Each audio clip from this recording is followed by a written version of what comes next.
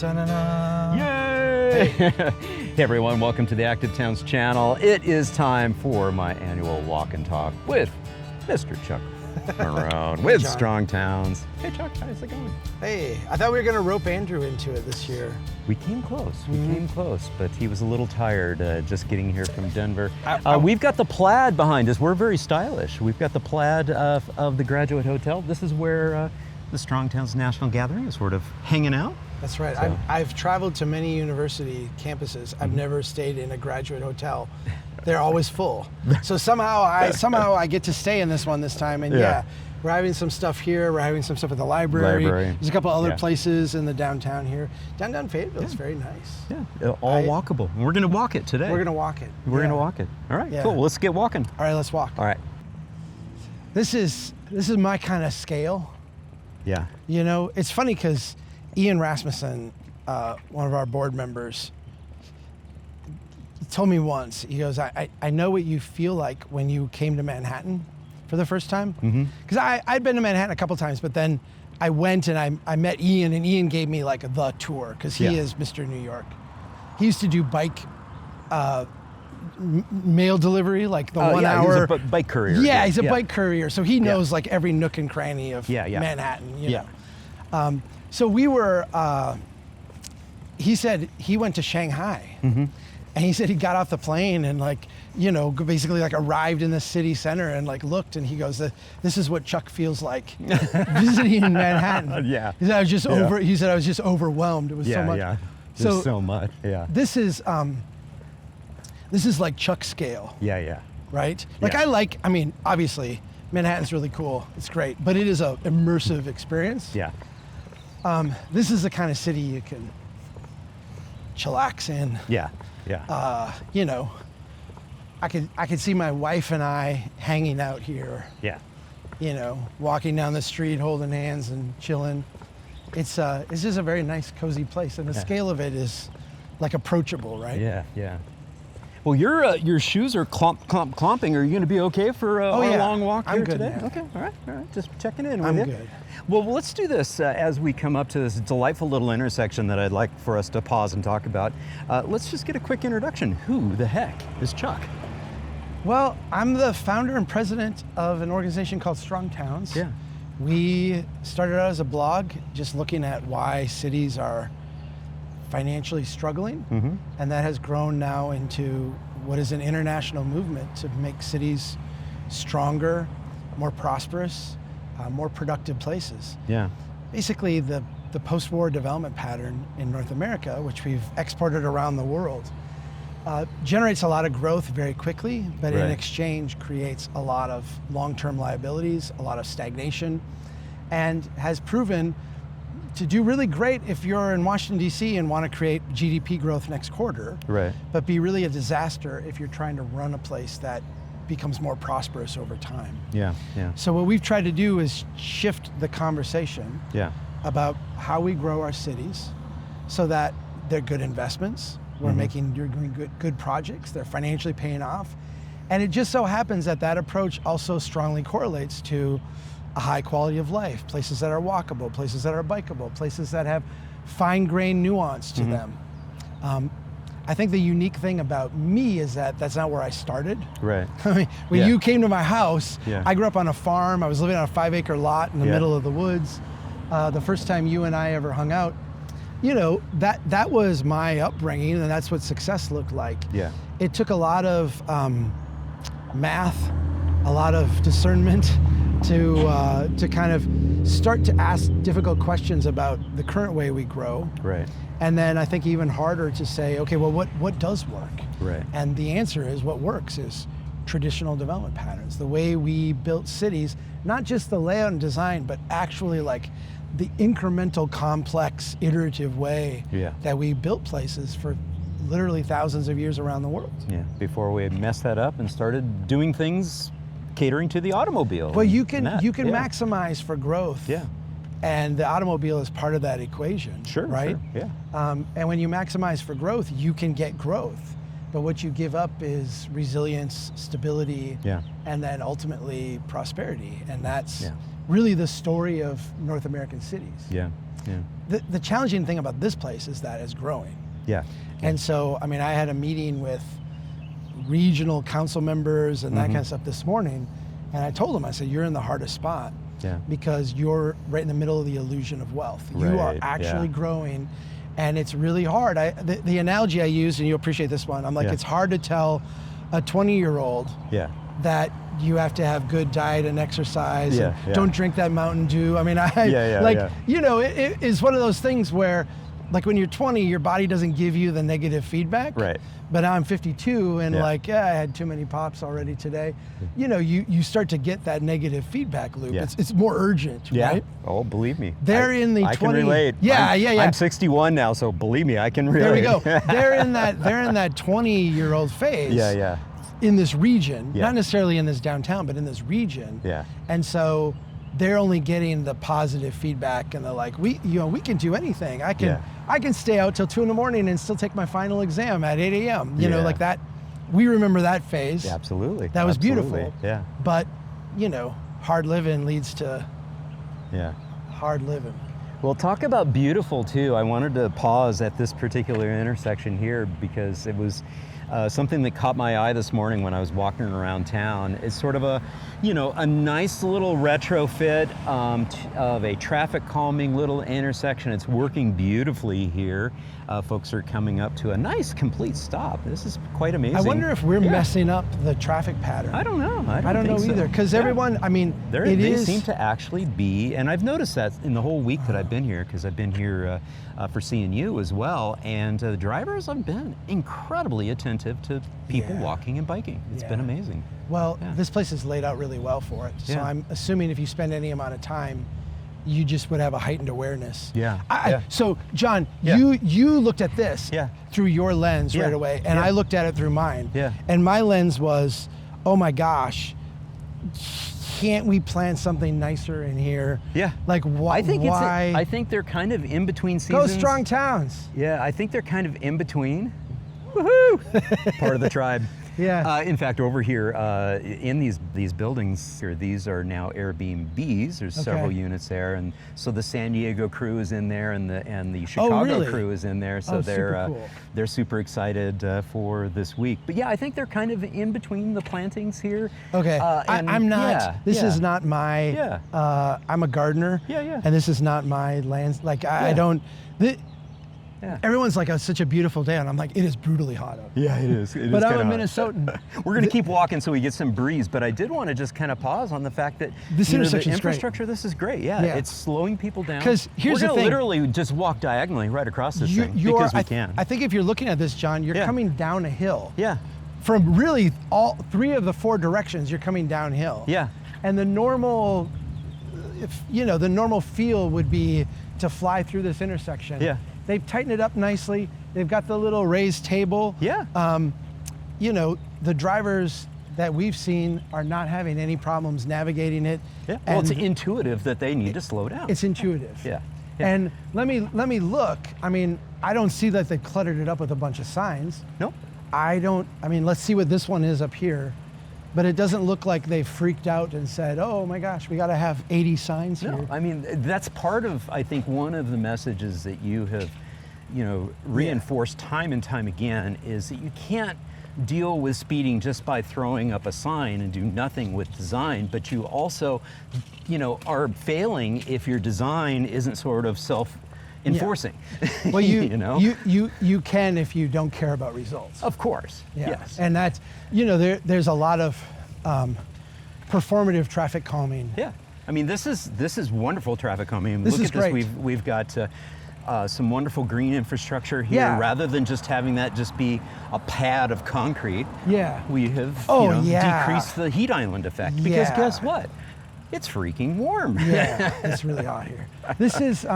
It's funny because, I'm gonna say something about green infrastructure. I feel like we have often like a fetish with green infrastructure. Like, we can overcompensate for all. I feel like there's not a understanding of the intensive level of maintenance that has to happen in order to keep it functioning as stormwater retention, right? Like you have to care for it. You can't just plan it and forget about it. Right. That being said, when you're retrofitting a street like this, Yeah. you've got traditional storm sewer here, Yeah, right? yeah. Like here's the big drain. Yeah. So you're handling all this water already. Yeah. What that does is it just augments. It's Yeah. not the thing you're dependent on. Right. It's the bonus. Yeah. And you've laid it out nicely where you're also getting, it looks good, right? Yep. And from my perspective, you're also getting the traffic calming that And we you're getting the need. traffic Yeah. calming. Yes. So And as opposed to this one right here too, which is just the concrete pad. yeah, this is, The one behind us functionally, here. this Yeah. one right Oh, here. yeah. Yeah. This is a lost opportunity Yeah. because it will calm traffic without adding anything to the. Right. Yeah. Here's the crazy thing. It would cost less up front to build something nicer Yes. that would have some vegetation and look good. Yeah. The problem is that it would have higher maintenance costs on the Yes. back end. Absolutely. If you were doing this in one spot, Yeah. I'm not saying you shouldn't do it because Yeah. you should, but if you do it in one spot, you're creating like a weird, odd maintenance thing. If Yeah. you do it through an entire block or downtown, Yeah. now what you've done is just created like another position that is going to actually maintain your downtown and make it nice. Yeah. Right? Like it's actually a position you have to fund and take care of, and And personally, I think governments too often they give up. Hey, guys are welding. Nice Thank job. you.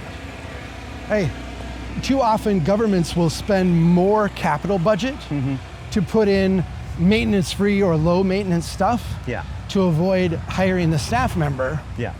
when in reality, they would give themselves more flexibility, Yeah. a better product, a better outcome by cutting down those capital costs, Yeah. and then hiring the person who's going to do a job maintaining it well. Exactly. But I want to pause here just for a second, just to kind of reflect on what we just walked past.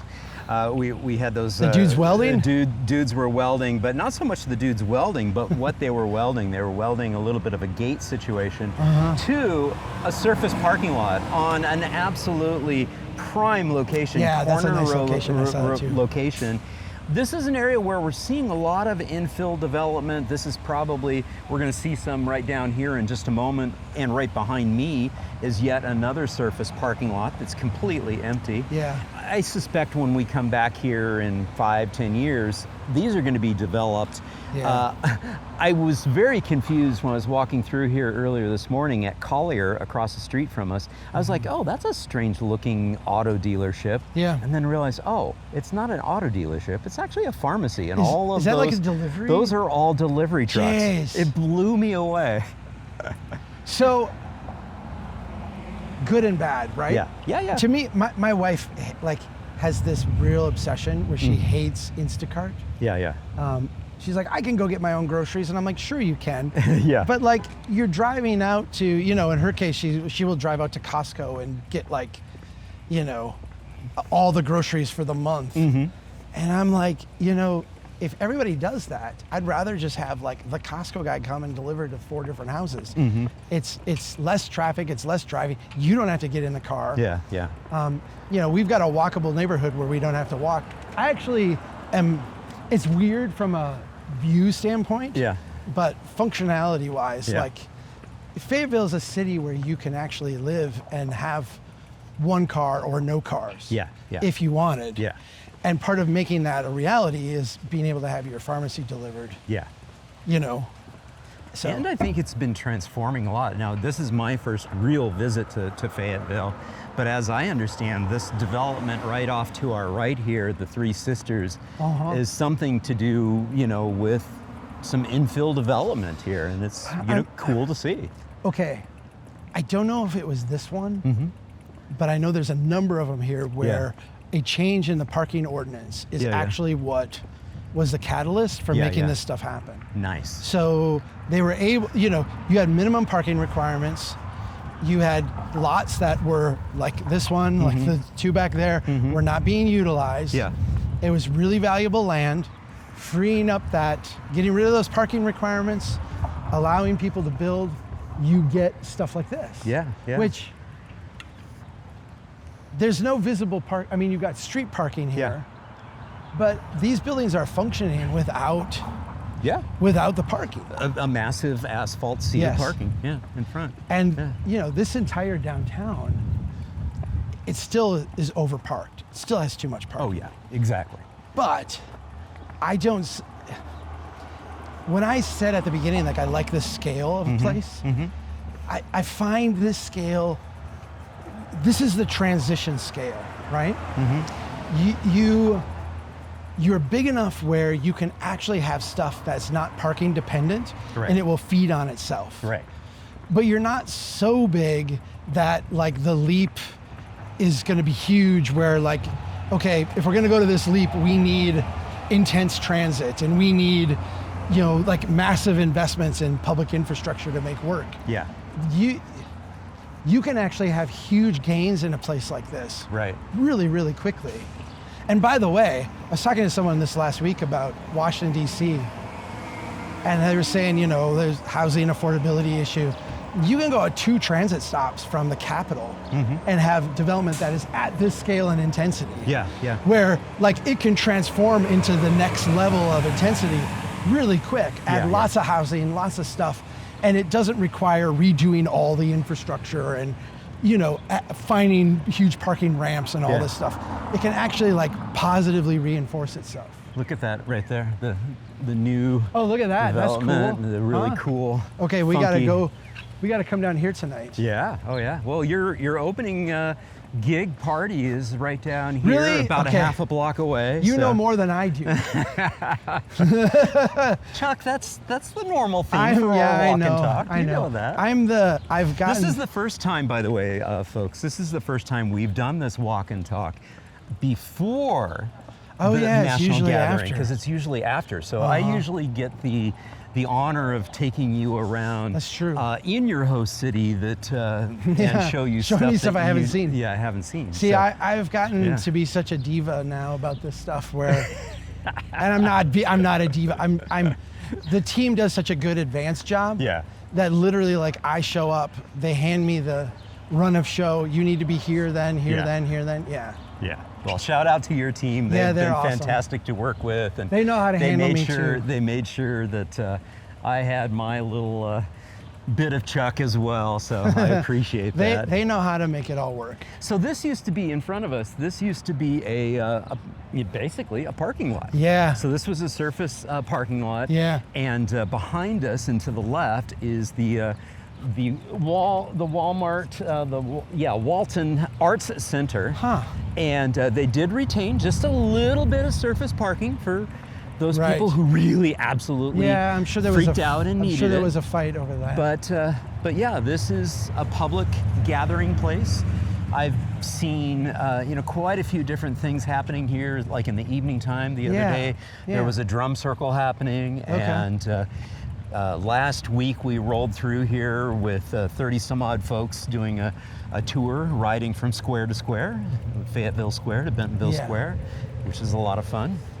And we're gonna see some other kind of cool infill development stuff, but you see that we've got this nice gentle density happening and filling in and thickening up the amount of housing close to. Why does this feel funky to me, John? Well, it's just kind of funky. It's not done yet. Is it?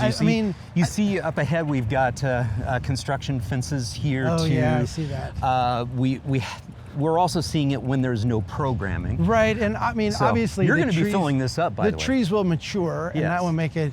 Yes. But it kind of feels like a bathroom in the middle of a. Well, remember too, it kind of feels a little bit like the park that we visited in Providence last year, where you're like, we need some programming here. Yeah, you got that. It's going to be a little bit of that too.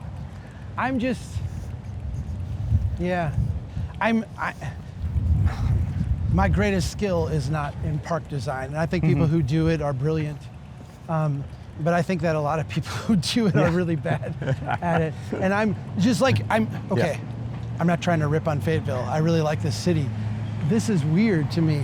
Yeah. Because you've got the electrical boxes over here. Yeah. These poles don't seem to fit in real well. They're kind of out of scale.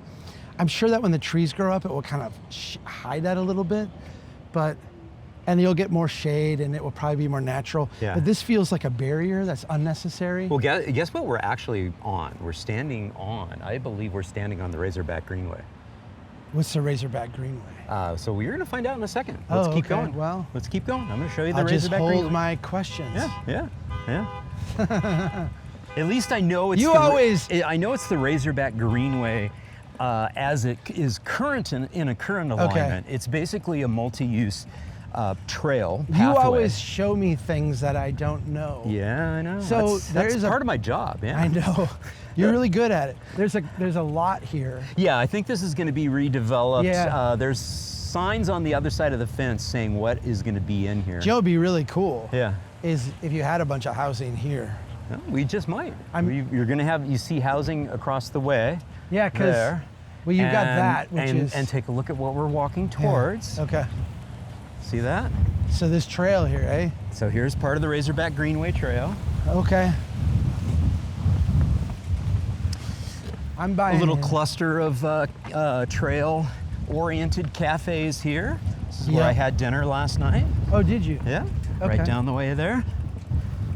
I mean, these are Rolando's, a nice Latin food restaurant. It's fantastic.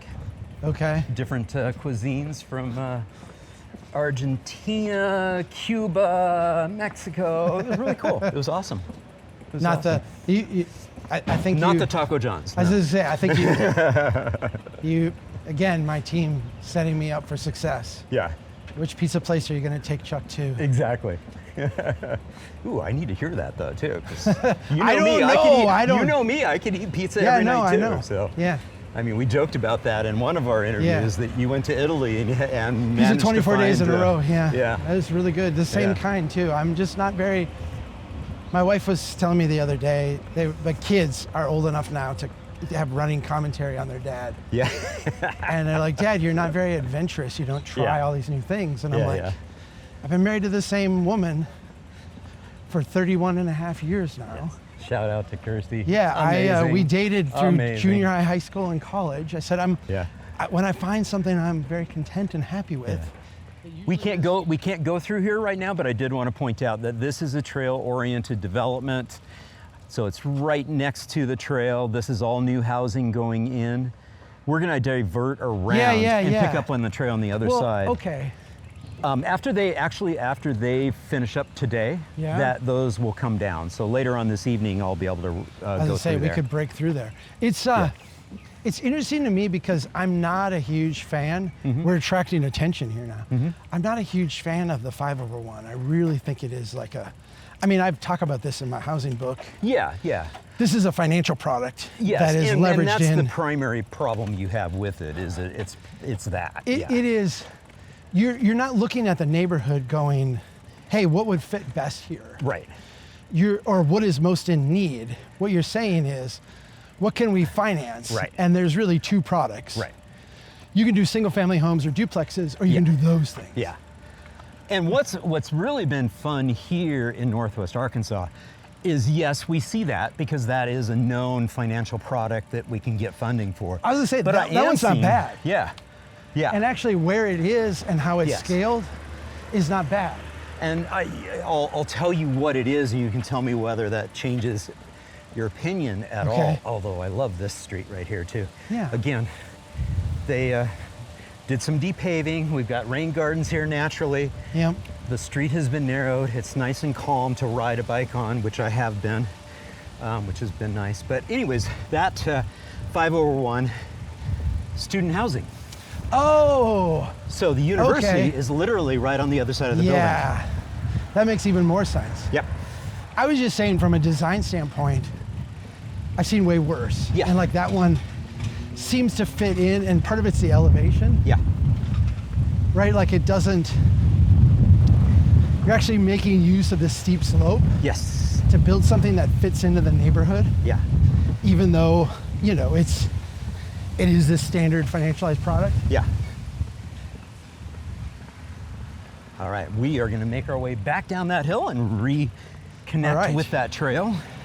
Sounds good. And again, the Razorback Greenway stretches from community to community to community, some 30 miles, I will be filming here. You did a with ride City yesterday, right? I did a ride yesterday, a Strong Towns ride. We went up to Springdale, met up with the folks there in Springdale who told the story of how really the Razorback Greenway opening up brought their downtown back to life. Nice. In fact, even better than it ever was in past generations. And it's so interesting, John, because I've seen these arguments. I mean, okay, in my hometown, in Brainerd. Yeah. I don't know if you've gone over to Cuyuna or not. I haven't, but I have profiled it with Aaron. Okay. Yeah. Cuyuna created all these mountain bike trails. Yes. And then I feel like that was cool. That was the state really making this investment. Yep. To me, one of the most unsung part of that was that they connected it to the city. Yeah. So it wasn't just something you drive to, get your mountain bike out and go. Exactly. It was actually something that connected to the community. Right. So now you see all this flowering of the businesses that serve that layer. Exactly. But then you have this other exciting layer of like, okay, we've got shoulder seasons, we've got locals that are working here now. So the community's starting to, it's like transform a little bit. Yeah. When I was a kid, Crosby, Cuyuna, like the area, like we used to joke about like they had lead in their water. Like these guys this was like the armpit community of the Brainerd Lakes area. Yeah, well, I mean, those were old mining pits that were repurposed. Yes. Yeah. These were the places that, like, you know, at least you don't live, you might live in Brainerd. Right. At least you don't live in Crosby. There. Right. Yeah. And now I feel like there's a transformation where it's almost the opposite. Yeah, like Crosby is a place that has all the, you know, the mojo that you're like, like everybody's wants to be Crosby now. Yeah. So it's kind of cool. Yeah. And that was an investment made around really biking. Yes. Well, and Northwest Arkansas has a little bit of that same history, because if you wind the clock back 20, 25 years ago, they really started to work on their network of mountain bike trails. Yeah. And before long, they started to become recognized as world-class destination for mountain biking. Yeah. Next thing you know, you have a whole bunch of people who are like, that's my life. That's what I do on my, when I'm not working my tech job, I'm riding a mountain bike. Even our friend Abby Newsham. Yeah, well, Abby, like, I'm gonna take my weekend and go to cycling in Arkansas. Well, Abby, and also I was riding a bike earlier today with Joe Minicozy. Yeah. It's like, Joe, he's actually taking somebody out for a mountain bike ride today. Yeah. And what ended up happening, though, is, to your point, the integration of those trails with the community, with the neighborhood. Yeah. They started to say, you know what? We've established this. Mission accomplished. We have established ourselves as a self-proclaimed the world mountain biking center of attention. Yeah. And they said, hey, we want every single kid, every single dad, every single grandparent to be able to ride their mountain bike from their doorstep to the trails. Yeah. And so they started integrating that, especially in Bentonville. You see it manifested already, but also to some extent here. This particular paved path was part of this because it was the spine that goes all the way up between all of those communities. Again, 30 to 40 miles in length now. Yeah. And they're working on, they call this the spine, they're working on the arms and legs. All of the pathways, paved pathways, feed into this. But more importantly, the integration to the communities, the business centers, and really being able to connect people to meaningful destinations. So it's not just recreation, Chuck. Right. It's also used for utilitarian purposes. Let me push back from a Strong Towns lens. Sure. And acknowledge that I feel like there's nuance here. Yeah. One of the things that I always try to get people to look at is not the grand catalytic project. Right. But like the little things we can do. Yes.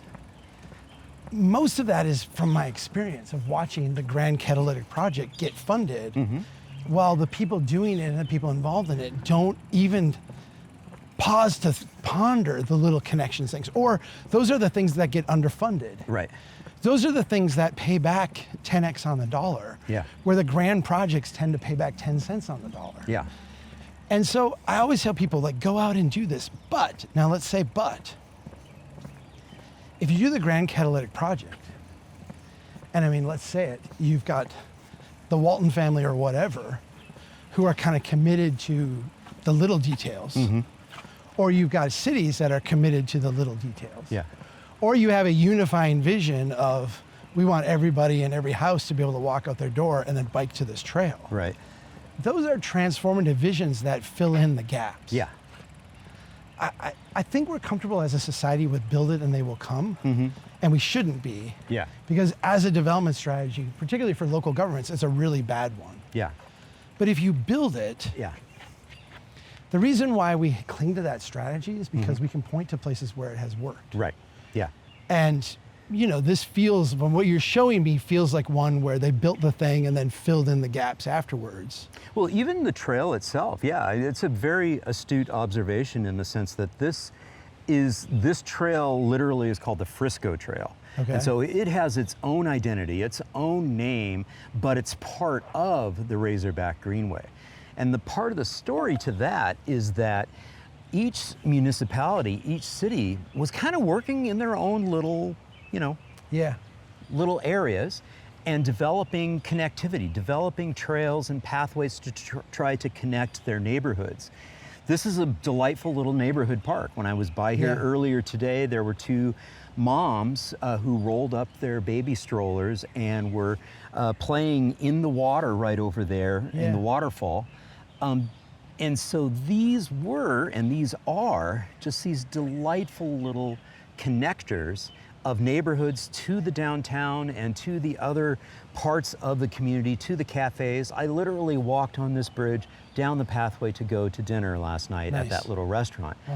But from a regional perspective, what happened was back in 2007, 2008, there was this vision of how do we connect all of the Northwest Arkansas region together, and that's where the Greenway was born from. And so the 6 to 8 miles that existed here in Fayetteville was already pretty much on the ground, but needed to be connected to the next community over, the next community over, the next community over. And that's exactly what the funding did that was secured in 2011 through a Tiger grant. And then by 2015, you had basically 30 miles worth of connectivity from city to city to city, which has been catalytic for a place like Springdale, which didn't have the university. I mean, literally behind me, over my left shoulder, is the hill leading up to University Avenue and the University of Arkansas campus. Okay. All right, that makes sense. But what I really wanted to show you when I brought you down here is give you a little shade. Dude, I was thinking, sometime we should do this in Minnesota in like January or February. Well, I have visited you in January and February for a Strong Towns gathering. We had a little, we had a little powwow of folks one year, and that was the year we did make it up to Brainerd in the winter. But I feel like we should do this. It feels like we. So I am a Minnesotan. When it gets 85 in Minnesota, it's really hot.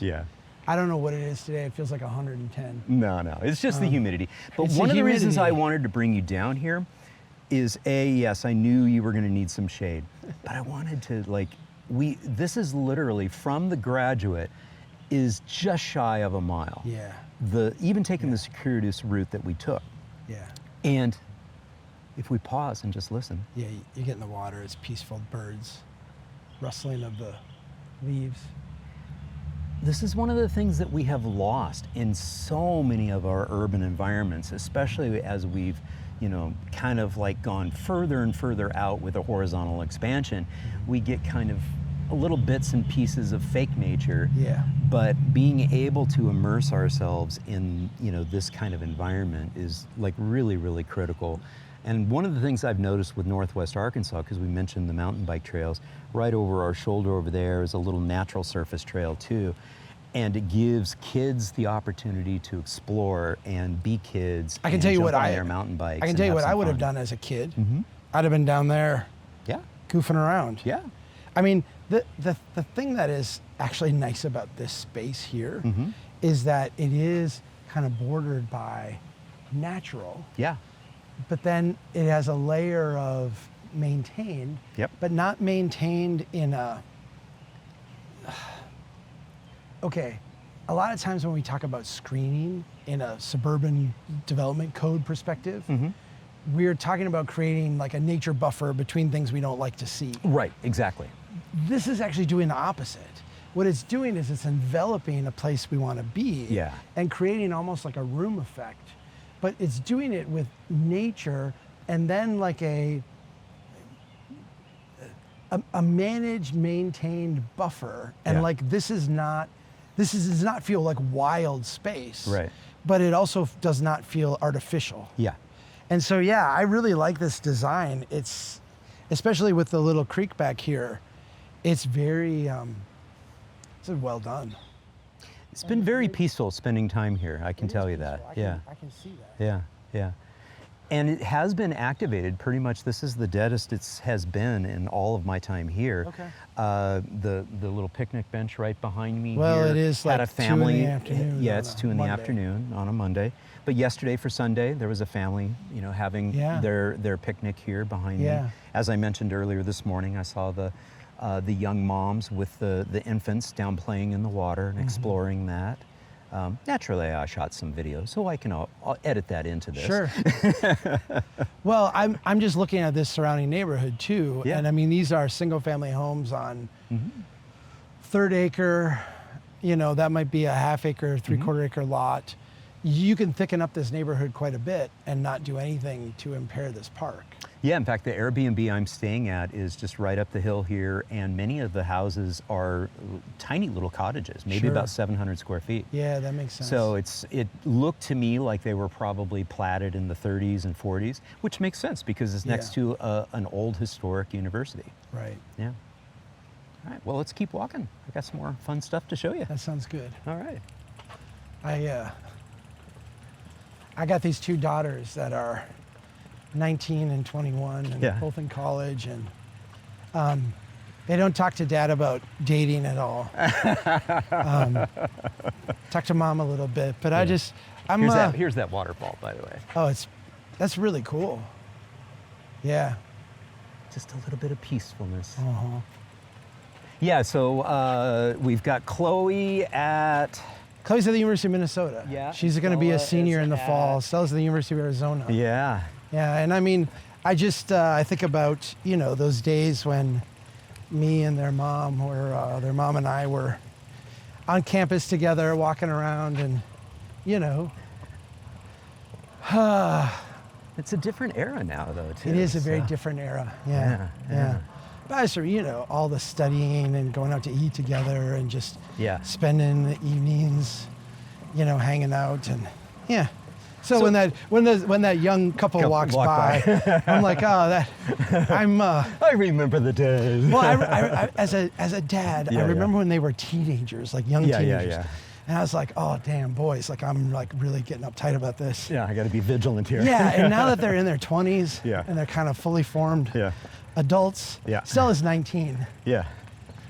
But you know, they're thoughtful kids and not kids anymore. Yeah. Kind of like that will be them. Yeah. So just to give a shout out to where we're at the Ramble, and your event is going to be at the Upper Ramble. Okay. So So again, you're teaching me where I'm supposed to be and when. I'm teaching you where you're supposed to be and also helping you out, because if you just put into your map the Ramble, it'll lead you here, not to the Upper Ramble. So you'll be going to the wrong place and your party will not be here. Well, you can always ping me and I'll say, no, not that one, the other one, Chuck. I suspect someone will grab me and bring me to the right place, yes. But I love this. I was riding on this on my way to meet up with you. And it's just such a pleasant ride, too. This is this is really nice.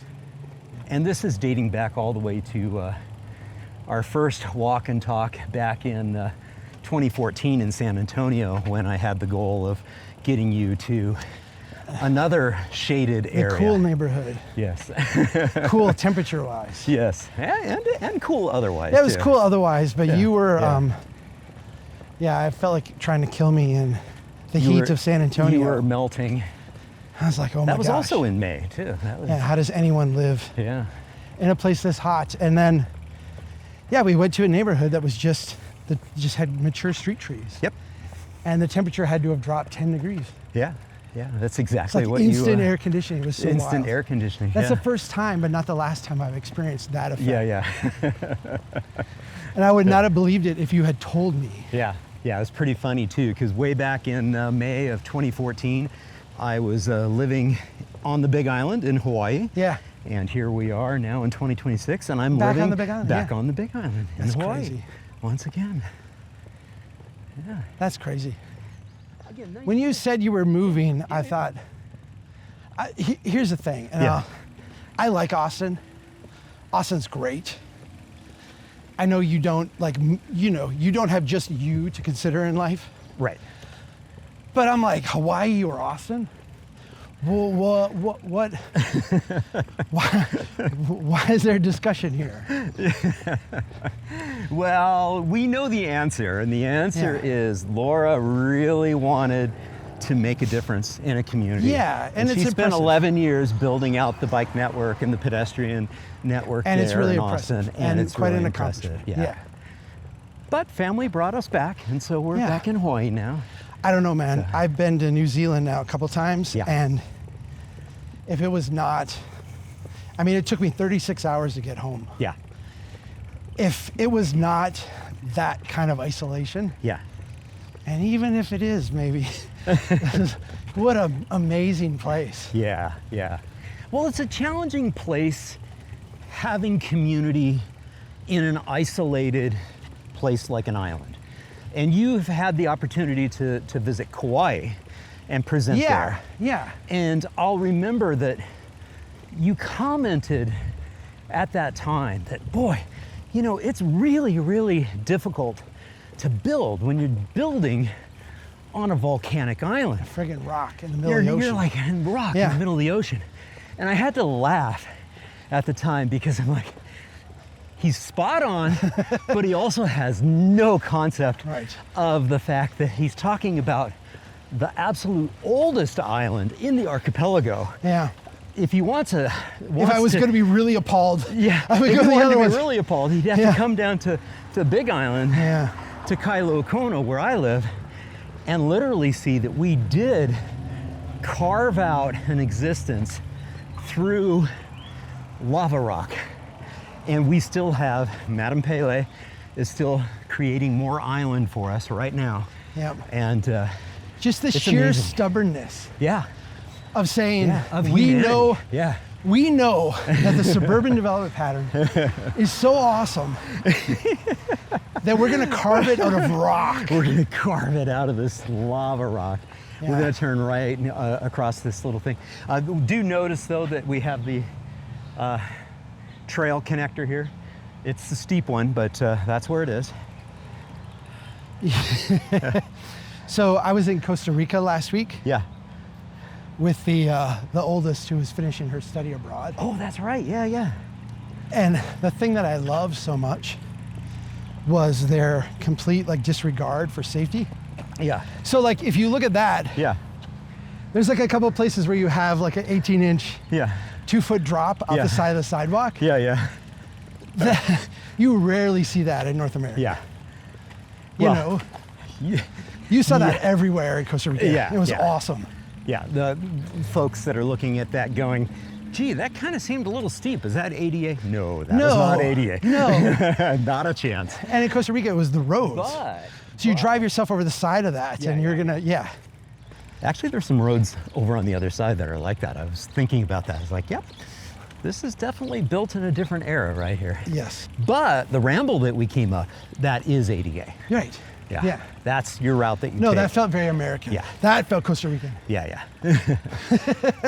So just so you, as I continue to give you your tour and orientation to your gathering here, this is the library. So this is where all the rest of your events are happening today. You look at that. Yeah. Boom. Yeah. That's the crew. They're awesome. They're doing their thing. They are. They're doing their thing. Hey. There you go. Yeah, Welcome. look at this. There's me in front of the whole team. Good stuff. So, I think it was Strong Sacktown who started this, where they would do like a group photo at the end of their meetups. Yeah. And they would all do the arms. Strong, yeah. Strong arms, man. And I'm like, that's cool. That is really cool. And so now, like, most of the groups will take a photo like this. Yeah. And they'll do that, and I'm like, hell yeah. Like, that's what this is about. And then you got me thinking I'm like Ric Flair or something up front. You know? I like that right there. That's good. Yeah, so. We'll zoom in on that so folks can actually see what it is we're talking about. Ric Flair is here. like an old school wrestling reference for, for the young people. For the youngins. Joe, so Minicozy is like one of my best friends. Yeah. And he is, Hey, Mary. he is a super generous guy. Yeah. He sends me gifts all the time. I don't return the favor as much as I would like to. Yeah. He's just like naturally more generous. And so I was at a gas station once in Michigan, like somewhere in like the middle of nowhere, Michigan. And they had a Macho Man Randy Savage Slim Jim dispenser. Like it was Macho Man, and it had Slim Jim on it, and then it was full of Slim Jims. And I took a picture of it. I sent it to Joe because I'm like, I couldn't believe. I'm like, look at this. This is wild. Yeah. A week later, I get a package in the office. He had found one, like on eBay or something, bought it for me and shipped it to me. So I have in my office a Randy Macho Man Savage Slim Jim dispenser. And someday when I pass away, my kids or my grandkids will be going through our stuff. And they'll be like, what the heck is this? Who is this guy? Like, what is this? Guy? Why did Grandpa have this? Yeah, exactly. Hello. Hey there. So we were just talking about New Zealand. We'll stay on the street because we can. Yeah. Observations, thoughts. Just before New Zealand, you and I recorded a live stream that was mission accomplished. Enough is enough. We need to stop this insanity of investing in more highway miles. Yeah. I went to New Zealand the next week. You followed me to New Zealand week after that. Yeah. Let's kind of fill in the blanks. New Zealand has a National Infrastructure Commission. It's supposed to be a bipartisan, it is a bipartisan group that makes recommendations on infrastructure policy. Right. Now you say bipartisan, can I ask? It's nonpartisan. Yeah, it's nonpartisan. Nonpartisan. Because I think they have more than just two parties there, right? It is, yes. Yeah. And I feel like it's important to talk about this because I got no hint of any political anything meeting with them. There was no, well, this politician wants us to do this or this party wants us to do that. They were economists and planners, and they were looking at infrastructure purely from the national perspective. Right.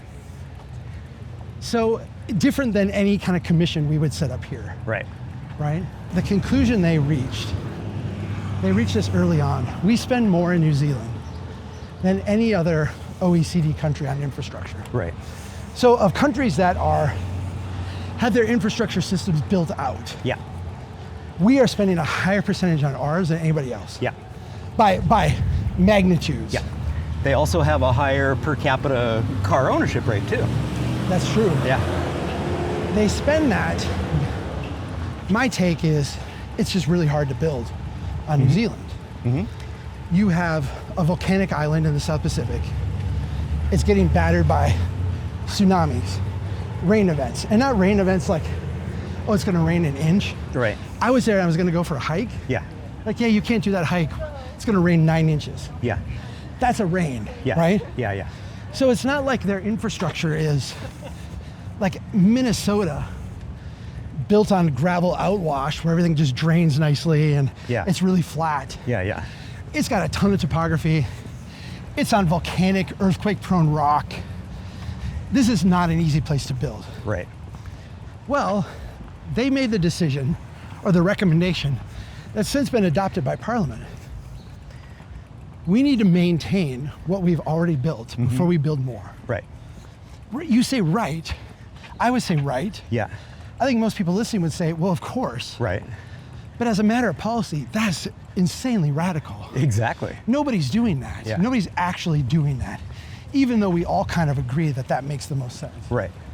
Okay, if you add up everything that they've already built and say, we're just gonna maintain this, that's more than their current budget. That's more than the money they're gonna bring in. Correct. So the end result of that, the end conclusion of that analysis, just a very simple analysis, is we got to make do with the infrastructure we have. Right. We're not building more, we're not taking on more, we're not doing more. Yeah. And I was there the week after you. My job was to deliver that message to the country's planners. And I mean, I told them, I said, your jobs are kind of all predicated on the idea of what's the next project, what's the next expansion, what's the next thing. And your jobs need to become, and are going to become, how do we take what we already have and make better use of it? Yeah. And that's a different development model. It's a different financial structure. It's a different set of incentives. It's almost a different profession entirely. Right. And I'm just really proud of, I don't own what's happened in New Zealand. I mean, they've been inspired by strong towns and we've helped them with their conversation. Yeah. But one of the reasons I said I could move to New Zealand, they're just thoughtful people. Right. I'll say this, and this is a little self-aggrandizing. They feel kind of Minnesotan to me. Right. Like in the best sense of Minnesotan. To me, a Minnesotan is a prudent, thoughtful, we're in for the long haul. We're going to think about things long term. They seem naturally disposed to be that way. Yeah. And I'm not saying they're not human and they don't have selfishnesses and all that, but their public discourse is really healthy and really good. Yeah. And so I'm proud of just being part of it. It's the kind of dialogue I would love to have here in more places. Right. It's the kind of dialogue I think we need to have. But they're really having it, and they're making tough choices. Will it be messy? Yeah. Are they going to build new stuff and regret that they did? Probably. But are they moving that ship to something that would look more like maintenance? Yeah. Let me give you a question that the technical people asked me. Yeah. Just to give you a sense of how tough this is. So I met with, these were planners, and then I met with different groups of technical people. And they said, well, Chuck, what do we do if you want us to take a block with 10 homes and make it a block with 30 homes? The sewer system's not gonna be big enough to do that. What do we do? Do we have to dig up the whole sewer system and replace it? Okay, this is one of the things that in America, our engineers, our planners say, well, we can't do a strong towns approach because we can't dig up the whole system and do it. Yeah, obviously, we don't have the money to do that. You're not gonna do that. And I said, we're gonna have to come up with interim solutions, right? Because we can't dig up the pipe and replace it with 10 homes. Right. We could if we had 30 homes, but we don't have 30 homes. So how do we get from 10 to 30 in a way that doesn't screw up the system? Right. From a sewage standpoint, it's actually pretty easy. We're gonna have to dig and put in holding tanks in a neighborhood like that. And so the sewage runs into a holding tank, and then overnight, when there's very little usage in the pipe, a pump will kick in and pump it into the pipe. And so you will get more usage of your pipe overnight when it's at low flow, but you'll have more maintenance because you've gotta maintain these pumps and keep it going. Right. We're designed to not have any maintenance. We're designed to spend all the money we need digging up everything and fixing everything so we don't have maintenance. Right. What the new system, what the new city is going to look like is a lot of these little short-term fixes that will allow us to get to 30 homes, which will allow us to dig up the street and replace the pipe the way it should be, which allows us to take those tanks out and not have to use them. Yeah. This is just what a system of constraints look like. And New Zealand has to deal with constraints because they're, like I said, on a rock in the middle of the South Pacific. We don't struggle with constraints because we just throw money at every problem we have. Yeah. We will continue to do that until we can't anymore. Yeah. And then we will deal with constraints. Yeah. What I'm excited about New Zealand is that I feel like, I'm gonna say this and this will be a little bit provocative, I feel like they are coming here to learn from us, and cities, you know, around the world since the end of World War II have come here and copied our highway system and our suburban development model, and like, how do we learn from America? I actually think in the coming decades, we will send people to New Zealand to understand how they are doing things with constraints, because we will have then constraints. Yeah. Well, and you and I both arrived, you know, in an era where they were very much feeling the crunch from, you know, the price of at the pump. I arrived two days after. I arrived 2 days after we started a war. We started a war, and they've got the pain. Yeah, right? they've got the pain big time.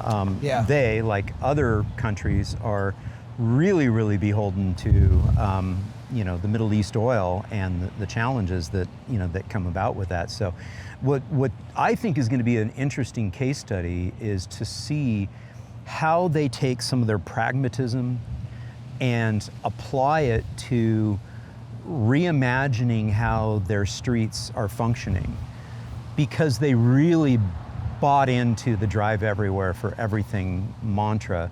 Even in the old historic city center areas. I was staying at a beautiful, beautiful old historic hotel there in Auckland that was just so massively over wide. And I'm like, how on earth is this so wide? And then I looked up in my bedroom, and there was his old historic photo of a horse-drawn carriage the way it used to be, the quaint way it was.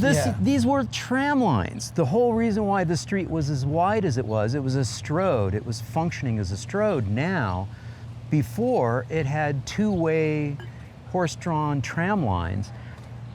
I think the real interesting thing to see, given the crisis that many of these countries are in right now, is will they take this opportunity, similar to the way the Dutch did in the 1970s and the oil embargoes and the other things that took place back in the 70s, to pave a different way forward, pardon the pun.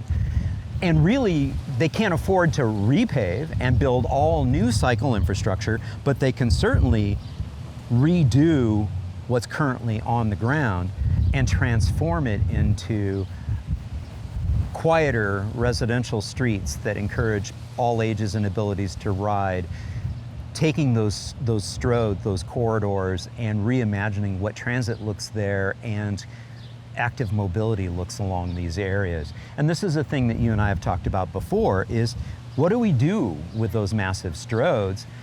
And when I see a historic street like that was turned into a strode and really pinched off active mobility, squeezed the pedestrian activity into a very, very small sidewalk. Okay, let me, let me challenge you a little bit, just as a thought exercise. Because you say, like, what will it take for us to do this? I'll turn away from the wind so I'm not head on the wind. The view from inside the engineering profession, right? The view from inside the planning profession. And this is, I think, like predicated off of the way we fund stuff and the way things are presented.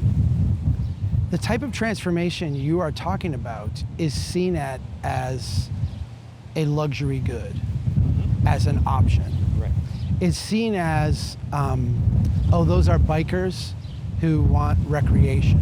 Right. And we would fund core infrastructure. You hear this right now in Congress, right?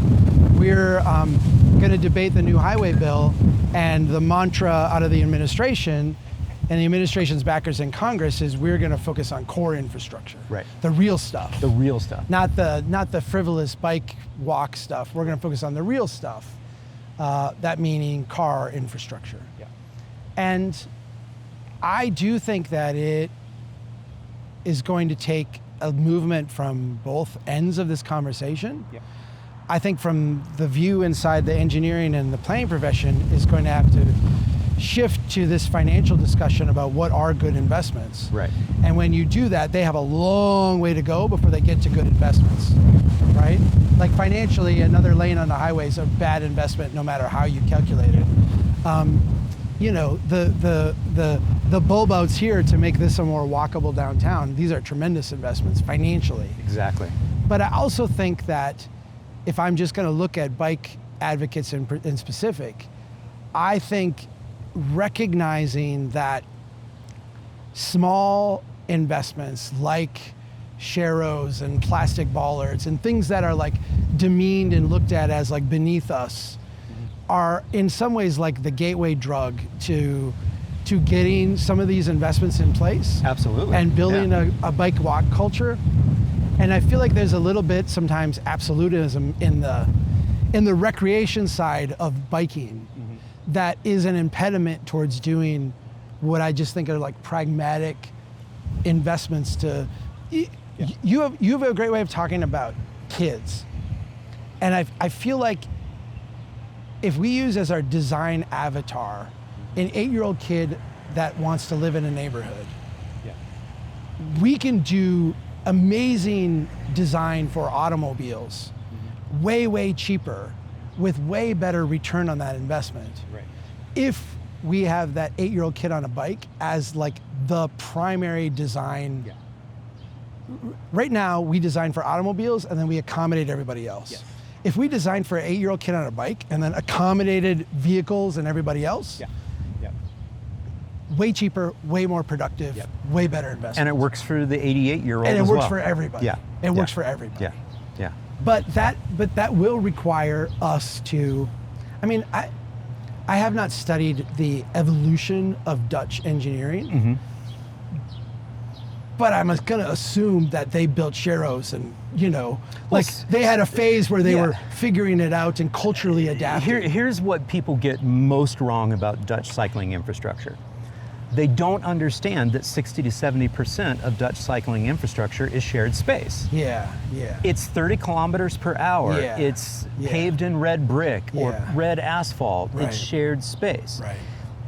The stuff that gets all the attention is the protected and separated cycle paths, which are required under their guidelines when the speeds are greater. When you get into strode environments. You get into strode environments. Exactly. But the vast majority of how kids get to school and how people, the elderly, get on their bike and go to the bakery is on a quiet residential street. It's funny because we're sitting here and now I know we're not interfering with traffic. Right. Like we weren't interfering with traffic, but I mean we're not influencing traffic. We're not even influencing. We're not influencing because we're kind of hidden back here. The speeds on the street are 5 to 8 miles an hour. Isn't it beautiful? It is astounding and it's natural. There's no enforcement, there's no signage, there's no, whatever you think you need to attain that speed, it's just good design. And we went 3/4 of the way around the Fayetteville Square. This is the square. Oh, okay, sure. Yeah. Well, you don't need, you do not need separated bike infrastructure here. You do not. No, you do not. This is, you would let your 8-year-old ride along here. Yeah, in fact, Michelle Erfurt on your team is currently working with the Bike Streets app. She's using it in her hometown to identify and catalog and record her rides with the kids in the hometown on those quiet residential streets. It's the bike network that's literally hidden within our communities. Where we need the infrastructure is on those higher speed corridors, but what we need to do is reinforce the lower speed, the lower volume streets and make those truly inviting for all ages and abilities. And if I were looking at this from a strong town standpoint, I feel like oftentimes our local groups will come to me and say, there's this strode and we want to fight on this. And, or we'll have, city staff come to us and say, the state's changing this strode and we want to fight it. And I'm like, okay, what are you doing on all your neighborhood streets? Right. And their neighborhood streets are a disaster. Right. And my response to them is, it's really hard to speak with credibility about what everybody else should do when the low-hanging fruit and the easy stuff is your stuff. Go fix it. Yeah, absolutely. I mean, this is where I feel like Jersey City, you know, we talk about Barca, and she was our keynote speaker a couple years ago. Absolutely amazing, like blew everybody away. I feel like in retrospect, part of what the takeaway from her talk is like, look at all these great things you can do. I feel like the takeaway, and when you were there, you got this, like in the room. The takeaway was, I started small, Barca. Yes. Barca started small. She did. She started doing all these things. Repurpose some green paint. Repurpose some paint from a tennis court. Yep. And she got them to a point where they were walking the walk. Yes. They were talking the talk. Like they were doing it, right? Like I just mixed that up, didn't I? They were walking their talk. Yeah. And so when the DOT comes in and says, we're gonna screw up your city with this thing, they said, no, you aren't. This isn't how we do things here. Yeah. Here's how we do things here. Yeah. And you've got a ton of credibility now. And you've got a culture of biking and walking that you have built. Yeah. Where now you don't have to convince people that the Strode is bad. They all agree with you. Right. Yeah. This is where I do feel like at City Hall, we are conditioned to think in terms of the next big project. Right. And so every problem gets framed in terms of what's the big catalytic thing we can do. Right. And what we do is we leave off the table thousands, like an infinite number of small little things we could do that would actually have a huge impact today and build support for the big catalytic thing you want to do. Well, and that's, part of one of the mantras that you launched, a few years ago is, what's that smallest next step? What's that next step? Yeah. What's that little thing that you can do? I don't know who's maintaining this. Obviously, someone comes and maintains this. But I'm obsessed with gardens that are actually cared for. Yeah. We throw plants in so many places and then never come back to them. Yeah. And it's so delightful when you have people who are investing time and energy in caring for something like this. Because it doesn't, Michel Durand-Wood, I don't know if you ever saw. Oh yeah, I've had him on. Okay. Yeah. He did a presentation once, or he wrote a blog post once, I can't remember, one or the other, and showed pictures of their old park from like the 1930s and 40s and 50s. Yeah. I have a similar picture of Gregory Park in I Brainerd. remember that, yeah. And there's flower beds everywhere. It's astounding. It's just amazing. Yeah. And Mitch went back and looked at the budgets and found they used to have a full-time gardener. Yep. That was their job, was to just maintain all of that stuff. Yep. We, I'm sure, had that at some point. Now what we have is we have a dude on a big, massive lawnmower who goes out, mows it, can't get under the benches, can't get like close to the tree. So like there's weeds growing everywhere. Yeah. But it's highly efficient, right? Yeah. Like we've made the maintenance of that park cheap per square foot, right? Yeah. And gosh, I've thought I would love to kind of fundraise and figure out what it would take to get over the 3 months in the summer, someone whose full-time job was just making it nice. Yeah. Because when you do it like they did back there, it adds so much, right? Yeah. Would it, we spend a lot of time at Disney theme parks. Yeah. Strong Towns. Yeah. We do a lot of meetings there and stuff. I keep trying to explain to people, like, when you're at a Disney theme park, okay, yes, you're paying money to be there and it's not a real environment and da-da-da-da, but someone cares. Right. Because even like the place by the dumpster is actually looked after. Correct. Yeah. And that's cities. I did this video a while back about what's the obnoxious gas station in Texas? Oh, Buc-ee's. Yes. Buc-ee's. The Buc-ee's, yes. And I was like, everybody hates on Buc-ee's. Yeah. I actually love Buc-ee's. Yeah. Because when you go to Buc-ee's, they're like, hey, we got the cleanest bathrooms. Right. And you know what? Yeah. They do have the cleanest bathrooms. Yeah. They have, like, everything is like spotless and nicely taken care of. Yeah. you know when you go there that someone actually gives a damn about your experience.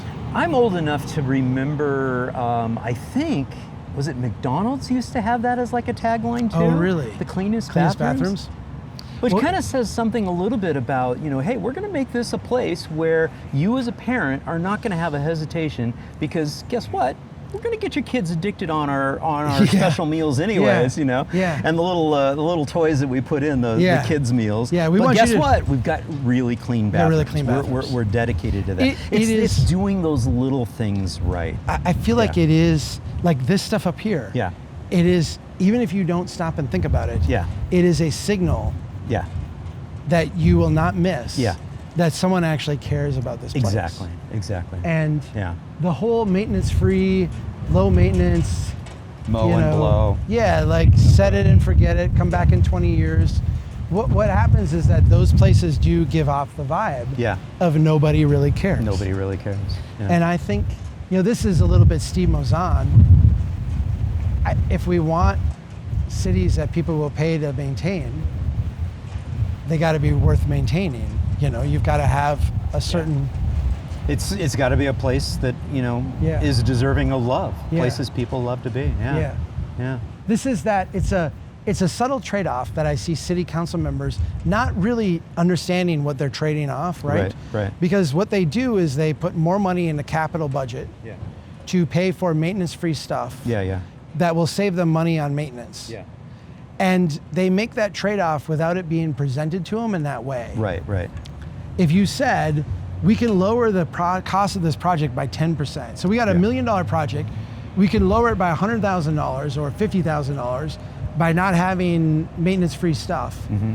But every year from now on, you're gonna have to pay $10,000 a year over the summer to have someone go in and maintain this stuff.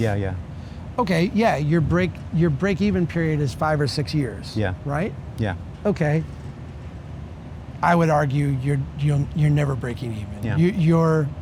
Because what you're getting is you're getting quality for decades, as opposed to something new that just goes to hell and then is a negative. Let me run this past you and have you respond to this. From a behavior change perspective, immersing yourself in beautiful places on a trail through nature like we just went through. It doesn't have to be manicured, it could be natural. You hear the birds, but then over at the city square here, it's well manicured and loved. Right. Being in places like that, especially through active mobility, whether you're going for a walk, whether you're going for a run, whether you're riding your bike with your kids, being surrounded in those beautiful places triggers something in your brain that afterwards reinforces habit formation if you do it again and again. And you keep getting that hit. It's sort of like a dopamine hit, an endorphin hit, but not endorphins. But it helps establish habit patterns. I keep saying with Active Towns that that's kind of the goal. That's one of the reasons why we don't want our pathways and our trails to be dystopian in environment. You should care. You should have some beauty associated with that, because when they are a joyful place, you're more likely to get people wanting to do it again. Chuck is going to be more likely to want to do it again if it's a beautiful environment with those flowers than if it's an industrial warehouse where he's going to be like, well, I've got Stella and Chloe with me and they're, 8 and 10 or 11 right now, and this doesn't feel safe and inviting. We're not going to do this again. Respond to that a little bit. So I've read a lot of this literature, time you spend in nature resets your brain and all that, and I don't know enough. I don't know enough to talk about the science of it. I will say from my own personal experience, as I've gotten older and I've done more meditation, and I just think gotten older, the crazy part of my brain that's hard to suppress has become calmer. Right. When I was in my 20s and 30s, I tried to explain this to my wife, because she's like, why do you, for example, why do you like going to Disney World? It's loud, it's obnoxious, there's music, it's crazy, but you're calm here. But we walk around Brainerd and you're not calm. Right. Why is it? And what I would say is that the same thing with the walk we did today where we were at the park with the little creek and stuff, that wasn't like incredibly manicured, Right. but it was well designed. Yes, exactly. It was thoughtfully designed as a space. Right. And when I entered that space, there was nothing in my brain that was, in a sense, like on heightened alert. Right, right. When we're walking along here, and back there where the flowers and all that, you get that same kind of feeling. Yeah. At a Disney park, where they've actually like manicured everything. There's a book I've got called The Architecture of Reassurance. Right. They've actually made it so that it is the calmest environment you can be in. Right. Andres Dwani explained this once in terms of like the height to width ratio. Yeah. And he's like, if you have a height to width ratio right, it creates a room effect. Right. Where you feel very comfortable in that space, like secure, like you would in a room. Yeah. If it's too tight, you feel constrained. Yeah, That's the Manhattan, Shanghai, like Yeah. If it's too wide, you feel unbounded. Yeah. And kind of like naked and vulnerable. Yeah. And so a well-designed space, what it does for me, and I suspect for other people, is it calms that fight or flight part of your brain. Exactly. It calms it and allows the other parts of your brain to explore more and be more vulnerable and be more exposed. And I mean, this is why people take long walks in nature where they have to think. Right. I'm working on a book. When I'm stuck, I go on a walk. Right. And I go in neighborhoods and places that are very comforting. Yeah. That don't have the stress-inducing parts. Yeah. Because I'm thinking through things. I don't want to. I want that part of my brain to be calm. Yeah. So I feel like there's something there. Yeah. I don't know the cognitive science of all of it. Well, you and I have both interviewed Ann Sussman and cognitive, architecture. Yeah. When it comes to architecture, and I think that we can see that same thing in the design of our open spaces and our trails and our gardens too. Let me say about Ann Sussman. Yeah. I love her work. I want to believe it 100%. I know that there are people who are suspect of it. Like, Sure. like I'm not sure I buy all this cognitive stuff, and I'm like, okay, I'm not in a position to judge whether it's good or not. Right. And I also recognize my bias is that I really want it to be true. Right. That being said, the people who I hear arguing against it tend to be like advocates of like modernist buildings and stuff, not the people who do street level work, like human level work, tend to look at her stuff and be like, this is incredible. This is like life changing. And it is. I mean, the eye test that she's done, of like where people look on the buildings, and it's. Well, I look at it and say, this fits right in with my conversations that I have with Ross Chapin. And, the concept of, creating places that help connect people. The whole front porch effect of being able to get to know who your neighbors are because your architecture is supporting that. I think this is all part of it. And one of the things I try to keep reinforcing with Active Towns is that that's part of the magic, is we're trying to create walkable, bikeable, livable places that people love. And it's not about the bike. It's about people and about people-oriented places. Yeah. I do think when we cross that, the front porch is one of these things that I think new urbanists get gigged for, like, oh, you're overly nostalgic and all that. Right. But when you actually listen to, I think, the new urbanists who have studied this deeply, they talk about this transition from public space to private space and this transition zone. And why that's such an important thing. You think of like a hotel room. If you walk by a hotel room and someone opens the door to their room, it feels wrong to look in. Right? Like it feels like you're doing something that is wrong.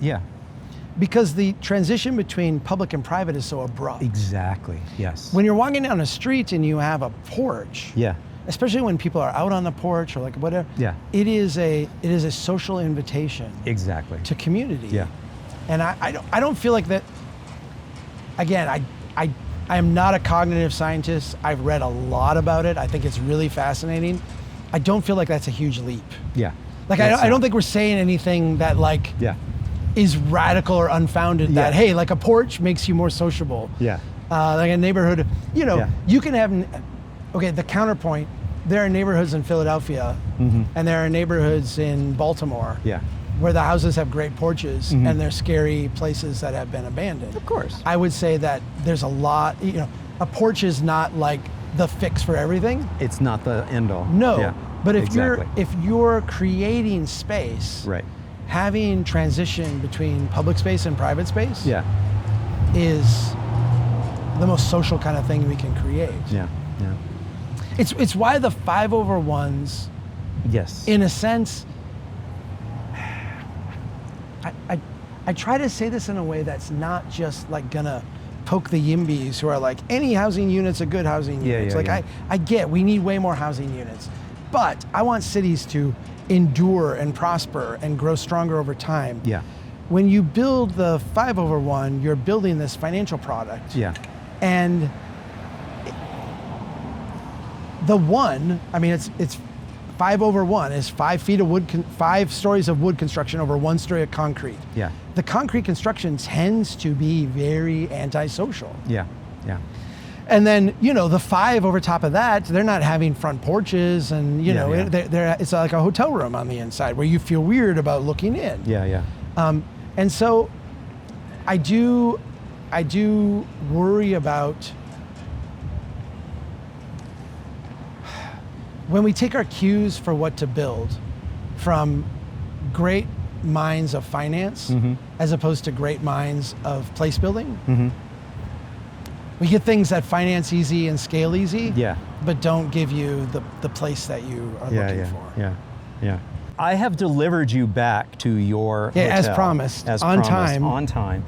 And so it's time for us to say goodbye. But before we do, any last Now thoughts? it's time to say goodbye to. What did I get? Final thoughts. Hey man, first of all, it's always nice to hang out with you. Thank You're you. always very generous, and I'm always flattered that you want to walk around with me and chat about this stuff. I think about where Strong Towns is as a movement, and you remember the days when we were saying, hey, the Strong Towns movement, and it was you and me and like 10 other people trying to figure this stuff out. And now we got hundreds of people here in Fayetteville.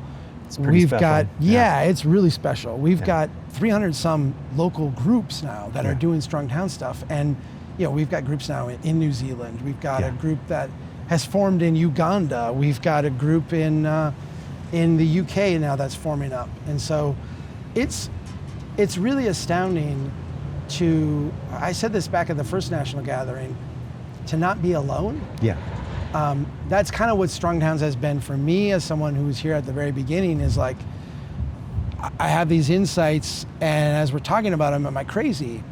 And the first iteration was, no, you're not crazy. Right. And then the second iteration was, I'm here too. And then, now you look around and it's like, okay, we're doing it. Yeah. And it's way more than me. It's way more than one person. It's a big movement now.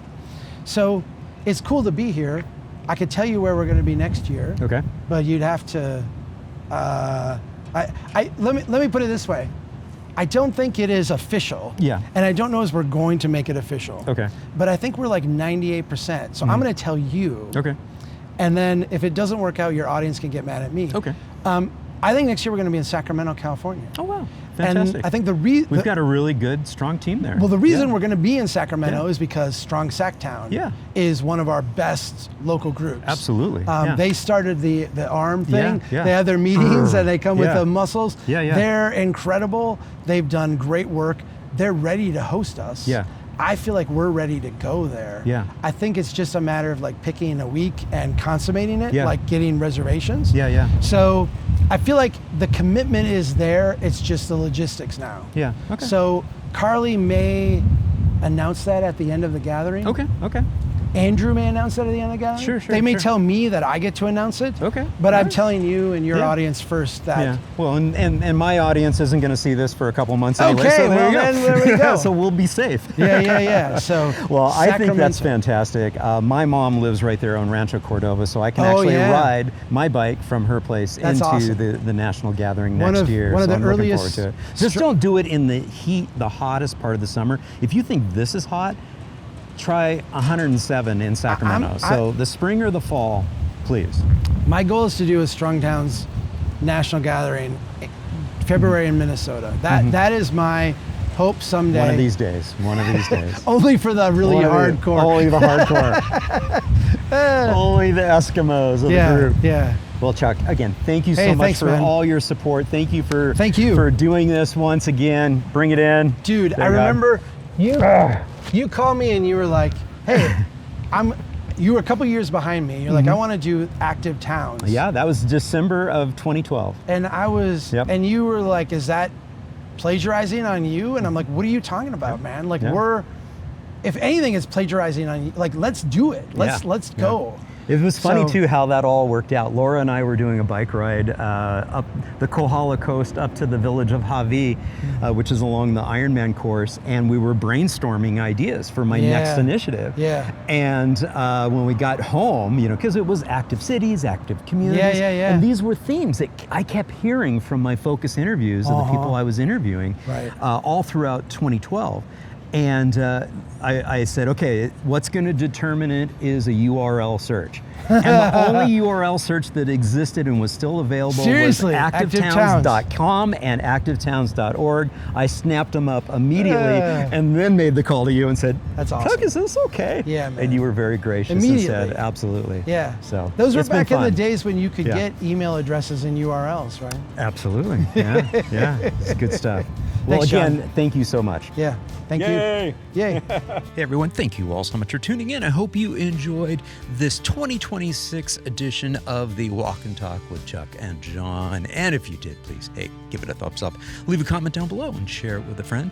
And if you haven't done so already, I'd be honored to have you subscribe to the channel. Just click on that subscription button down below and ring that notifications bell. And again, if you're enjoying this content here on the Active Towns channel, please consider supporting my efforts by becoming an Active Towns ambassador. Super easy to do. Just click on the join button right here in YouTube. You can also leave a YouTube super thanks, or you can navigate over to activetowns.org, click on the support tab at the top of the page, and there's several different options, including making a donation to my nonprofit, Advocates for Healthy Communities, or you can become a Patreon supporter. Patrons do get early and ad-free access to all this video content. And I want to send a special thank you and mahalo to the entire Strong Towns team. Carly and Scarlett and Michelle and Norm and Edward. Hey, the entire team, you guys are amazing. Thank you all so much for supporting me and helping make this happen. And I have to give a special shout out also to all my Active Towns ambassadors supporting the channel financially. I simply could not produce this content without your support. Mahalo nui loa. Thank you all so very much. Well, until next time, this is John signing off by wishing you much activity, health, and happiness. Cheers and aloha.